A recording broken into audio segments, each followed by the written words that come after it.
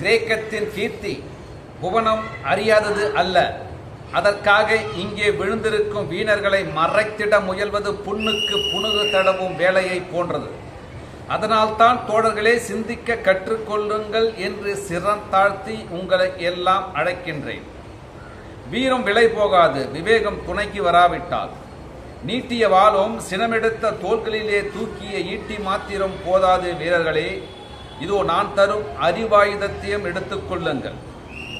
அறிவாயுதம் அகிலத்தின் அணையாத ஜோதி. அறிவாயுதமாம் அனைத்துலகம் அடிபணியும் அஸ்திரமாம். குமுறும் எரிமலை, கொந்தளிக்கும் கடல், அவைகளை விட பயங்கரமானவன் சாக்ரட்டிஸ். அவன் தரும் அறிவாயுதம் கிரேக்கத்திலே தயாராகுமானால் நாமெல்லாம் தலை தூக்கவே முடியாது. அனிட்டஸ், என்ன சொல்லுகிறேன்? மெலிட்டஸ், நாம் கீரிய கோட்டை தாண்டாத கிரேக்க மக்களுக்கு இந்த கிழவன் அறிவு கண் வழங்குவதற்குள் நாம் அவனை அழித்து விட வேண்டும். அதுதான் சரி. சாக்ரட்டிஸ், நீ கைது செய்யப்படுகிறாய். சாக்ரட்டிஸ் நாட்டிலே நடமாடக்கூடாத ஒரு ஆத்மா. ஜனநாயக அரசாங்கத்தை குறை கூறும் அந்த ஜந்து உடல் முழுவதும் விஷம் கொண்டது. கேட்டார் பிணிக்கும் சொற்களால், கேளாரும் வெட்டுமொழி வார்த்தைகளால் கேடு விளையும் கருத்துக்களை அள்ளி வழங்கி ஆண்டவனுக்கு விரோதமாக, அரசாங்கத்திற்கு விரோதமாக, சட்டத்திற்கு விரோதமாக இளைஞர்களை தூண்டிவிடும் இழிகுல கிழவன். ஏன் சிரிப்பு? என்ன காரணம்? ஒன்றுமில்லை தலைவா. ஆத்திரத்திலே அனிட்டஸ் தன்னை மறந்து என்னை பார்த்து கிழவன் என்று கேலி செய்கின்றான். அதை நினைத்தேன், சிரித்தேன். கடல் நுரை போல் நரைத்துவிட்ட தலை எனக்கும் அனிட்டஸுக்கும் இல்லையா சபையோர்களே? சாக்ரட்டிஸ், வழக்கும் விசாரணையும் உங்கள் இருவரின் தலையை பற்றி அல்ல, அதை ஞாபகப்படுத்த விரும்புகிறேன். நன்றி மெலிட்டஸ், நன்றி. என்ஜான் உடம்பிற்கு சிரசே பிரதானம், அதுபோல் இந்த வழக்கிற்கும் தலைதான் பிரதானம். என் தலையிலிருந்து புறப்படும் அறிவிச்சுடர், அதை அழிக்க நினைக்கும் கவிஞனாகிய உன் தலையிலே இருந்து புறப்படும் அர்த்தமற்ற கற்பனைகள், அரசியல்வாதி அனிட்டஸின் தலையிலே இருந்து பீரிட்டு வரும் அதிகார ஆணவம், இந்த மூன்றுக்கும் இடையே நடக்கும் மும்முனை போராட்டம், அதன் விளைவுதான் இந்த வழக்கு. பார்த்தீர்களா? சட்டத்தையும் சபையையும் அவமதிக்கின்றான். சபையோர்களே, கிரேக்கத்தில் நான் ஒருவன் தான் இளைஞர்களை கெடுக்கின்றேனா? நீங்கள் யாரும் கெடுக்கவில்லை. இல்லை. அனிட்டஸ் இல்லை. இந்த நீதிபதி இல்லை. மெலிட்டஸ் இல்லை.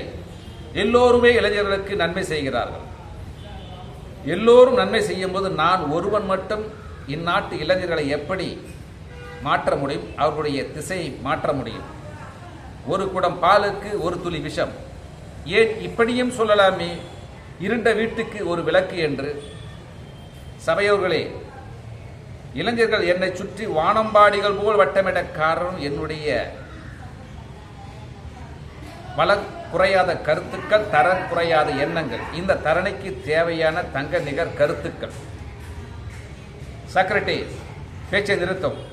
இந்த நீதிமன்றத்தின் அதிகப்படியான உறுப்பினர்களின் வாக்களிப்பின்படி நீ விஷம் சாப்பிட்டு மரண தண்டனைக்கு ஆளாக வேண்டும் என்று தீர்ப்பளிக்கின்றேன். பிரிட்டோ, உனக்கு தெரியுமல்லா அல்லவா, இன்றோடு 30 நாள் சிறைவாசம் முடிந்து இன்று விஷம் சாப்பிட்டு சாக வேண்டிய நாள். அதுவும் வந்துவிட்டது விஷம். நண்பரே, இந்த விஷயத்தை நான் என்ன செய்ய வேண்டும்? பெரியவரே, இந்த விஷயத்தை கொஞ்சம் கொஞ்சமாக சாப்பிட வேண்டும்.